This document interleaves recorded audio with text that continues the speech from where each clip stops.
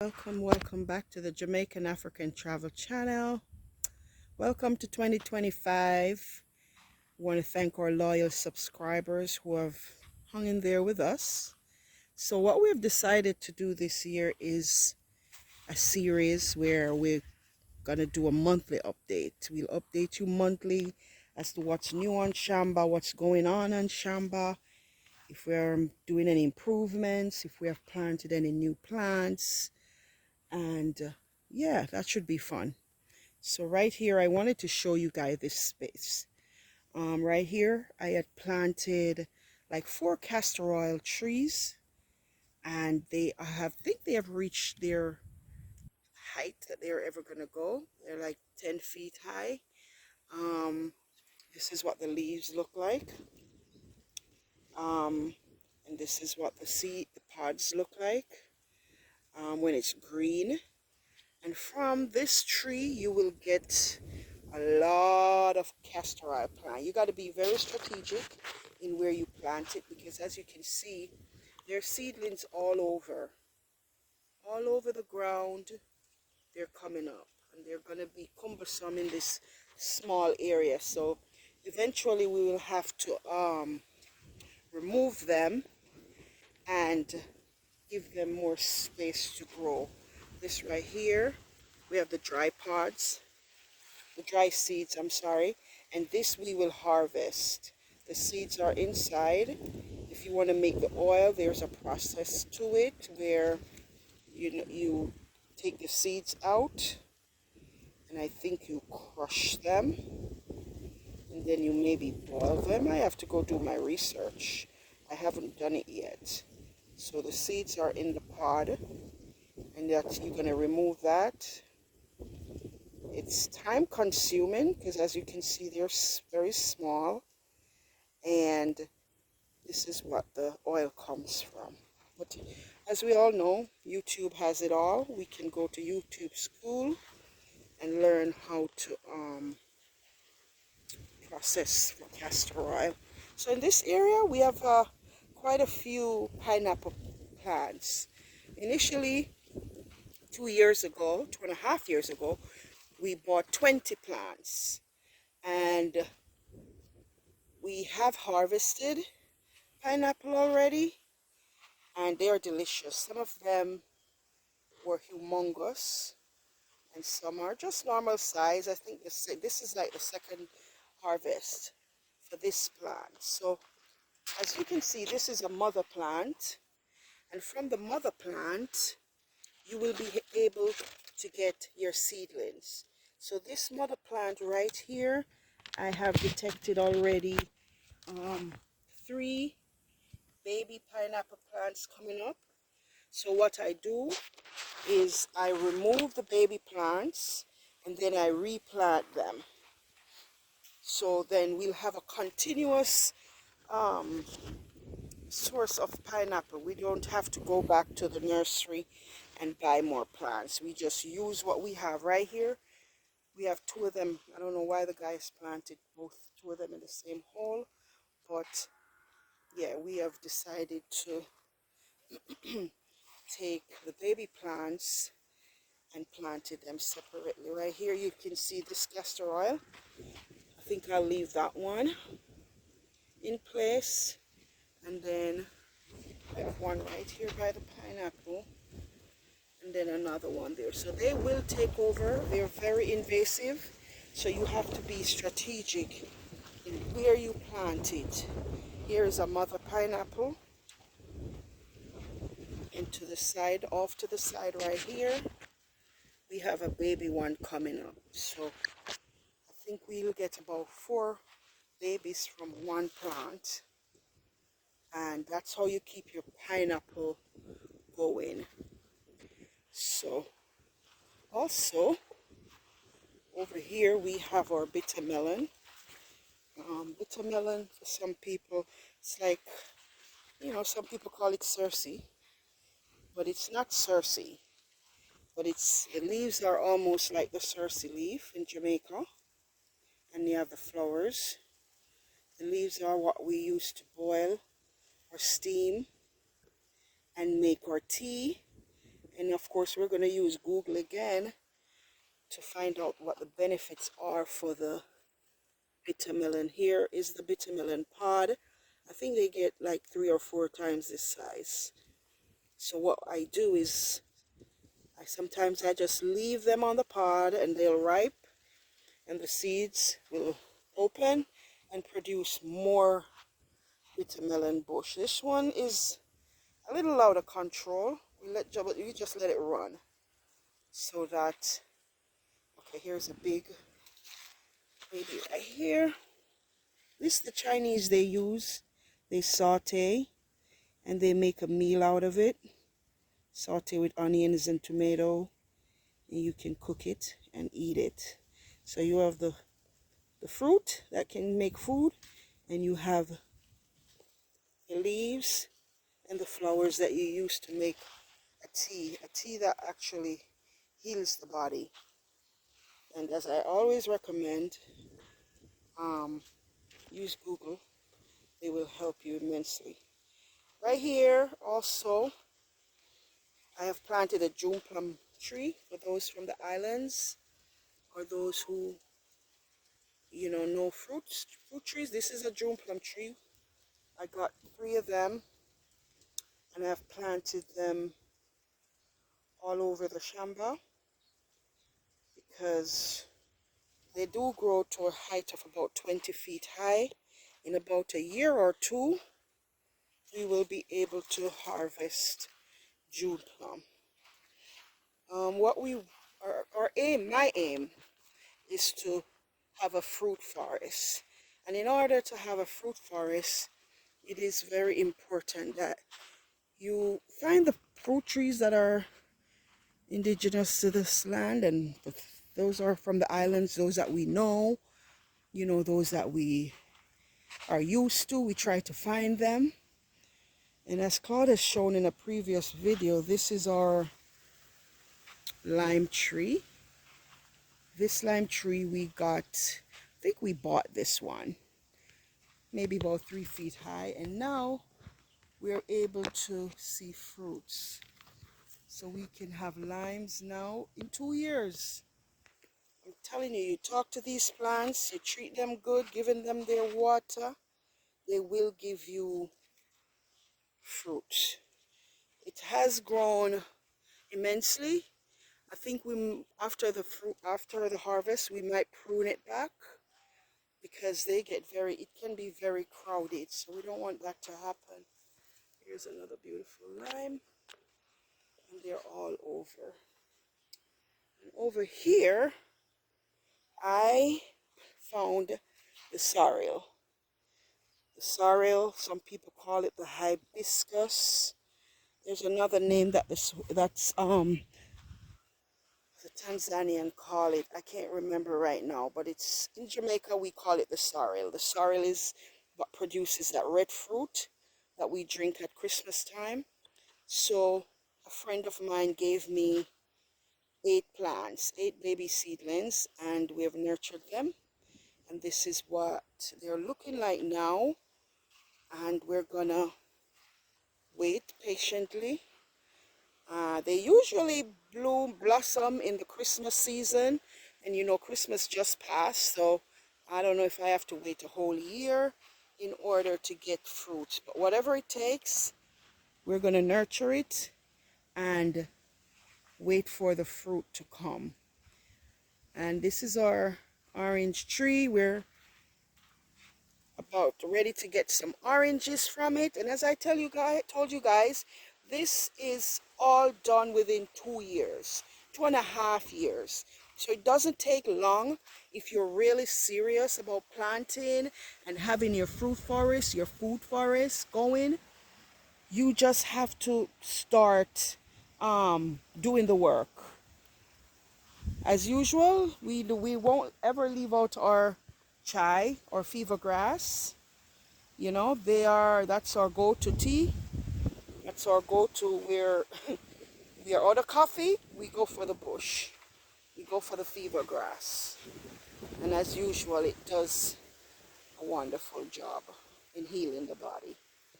And right here, I had this, would not believe, I have 4 of these planted all over Shamba because we threw the seeds out, and to our delight, it started sprouting. So right here we have the jackfruit plant, and this is like a treasure. We're in a region where the jackfruit grows all over, so I am happy to have this one on Shamba. So here again we have another lemon, another citrus plant. This one is my yellow lemon that I had planted from seedlings. Yes, I bought this, the fruit, the yellow lemon, in the supermarket. I noticed that I didn't see any plants in the nursery, so I took the seed and I put the seed in a little baggie, and from the seed we had the seedlings and we nurtured it, and here we have an almost 11-12 feet citrus plant, lemon plant I should say, and this is the yellow lemon. You must, and we had to work on this one because we had to prune it back quite a bit because it was very dry and stalky, so we pruned it back and the leaves are filled in very nicely. We're just waiting to see some blossom somewhere along the way, and then we will know that it's not a boy tree but a girl tree, and it will give us some fruit. So we're just waiting around for yellow lemon. So here we are, we have these bananas. We have been having heavy winds, so the plantains have been breaking, but that's okay. They're still edible, and we're working with that. So here, right by our bathroom, the Shamba Boys bathroom, we planted some cocoa. I think in some places it's called yucca. They love water, so the water that's coming from the bathroom is feeding these plants. And as you can see, with the water and with the shaded area, they are just blue. They're just doing their thing, and we can't wait to harvest some cocoa. And we had some we just threw here, and the seed, and they are growing. So we'll just leave them where they are. We're not going to remove them, and then we'll have cocoa soon. And of course, my go-to plant, my tree leaf of life. This is a medicinal plant as well, and we have a ton load that we share. It's part of having a shamba and putting in these plants. You have to share. Somebody comes, this is our faithful mango tree. It's the end of the mango season, and it was very, very good to us this year. We really enjoy it. It's needing a trim right now, but and it's provide fruits and it provides shade for us, so we're happy about that. Right over here, I want to show you my pomegranate plant. It is just loaded. I think this is a variety that I do not know the name of, but it has given us fruits, and I do enjoy the pomegranate. I know there are many different varieties, and until I'm able to get another variety, the red ones, I'll just settle for this. I do know that they love water. The plant loves water. The fruit itself doesn't look too appealing, but it's what is on the inside that we're happy about. Yes, I just wanted to, these are more pineapple plants that we have to move around. Yeah. Here I am standing under one of our cool little spots here. This is where, I don't know what Shamba boys were doing, but they planted the yam. We have some renta yam. Or yam is a ground provision. It's like a root, a plant that's rooted, and you get the food from the root. So they decided that they were going to plant this here, and they're going to allow it to run up on the cashew tree. I don't know if that's a good idea or not, but that's what they did. And okay, we'll see what it does. And of course, this one is where we control the growing of the um, jackfruit. We have a couple more jackfruit popping up, but these we had placed in the black bags, the black container bags. So we'll watch and see what these do right here. Over here is where they sometimes wash their dishes. They have a little pipe here, and they just throw seeds. And, from here you can pick up, you see the pumpkin popping up.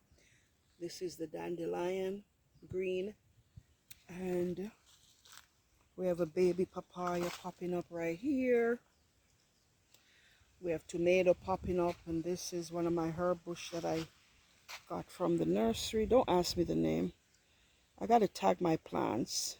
Let's see. It smells delicious. I heard that it's good for malaria. So I got to find out what the name of it is. And I'm going to start tagging them, because I really do need to start labeling my plants and learning exactly what their uses are. Over here I planted my rosemary bush. Let's see how it does. With the rosemary bush, I had two already, and they died on me because of where it was located. I had put it, it had full sun, and it didn't do well. So now I chose a very shady spot, and now I'm gonna see how the rosemary does in the shade. Yeah, so this is all that's new and going on. See our beautiful pineapple popping up here. And this is the pathway we had created. It's overgrown now, but we just leave as is. And of course, for me, I plant food, but I also plant my flowers. So I love incorporating flowers in the landscape. It just creates a beautiful ambiance. It creates a homey vibe, and that's what sustainable living is all about. All these plants, it's a medicinal plant. Something deal, we can find some root or some bush so that you will be able to heal yourself without the doctor running to the hospital. We try our herbs at home first. And of course, this is my cactus, my ever-loving cactus, because it's just the plant that keeps giving. It just keeps giving. And all you have to do is just break one stem of this and stick it in the ground. And as you can see, the passion fruit has taken it over. And the passion fruit leaves, that also can be a tea. You can make a tea from the passion fruit blossom and from the passion fruit leaf itself. So yeah, so that's what's going on Shamba. We have had many challenges along the way. This year was very, very challenging in some ways for us. But, we came out on the end, just giving the Most High thanks and praises. And when the challenges come, yeah, we might mourn or Solomon or get sad or woe is me, but we pick our chin up and we keep moving, we keep working, and we keep praying, and we keep thanking, and we keep fellowshipping, and we just have to keep going. We can't give up. We can't let the adversaries think they're winning. We just got to keep fighting. And that's what I wanted to say to, my subscriber. Just keep at it. Whatever plans you have in place, don't abandon it. Don't think it's too much. Don't think, oh, how can I have this? What Mr. Claude and Miss Maria is doing. How can I achieve this? It's doable. It takes hard work. It takes perseverance. It takes dedication. Just be strategic with your plans and your money. Everything is, just be very strategic. Stick to your plan, stick to your budget, incorporate your hard work, and just be solid in yourself. And you can do it as well. It was baby steps, strategizing how we're going to get it done, executing it, and just enjoying the beautiful results that we have right now. It's not perfect. We're not looking for perfection. Mainly, we're looking for the peace. And I think we have found it. And you can create that for yourself as well. Africa is challenging. Africa is a beast. But we have it within us to conquer that beast. And even though you might come up upon people that they just want to push your buttons and they want to challenge you, just stick to the core of who you know you are. Stick to what you believe in. Stick to your principles, your morals, your standards, and trust and believe. With prayer, the Most High sees you. He's going to take care of you. He's going to look after you. He's going to look out for you. And nothing the enemy does, nothing the enemy does can stop you from achieving your goals. All right. So until I see you guys in our next monthly update for the month of February, just keep strong, be bold, and stand in your truth. See you guys.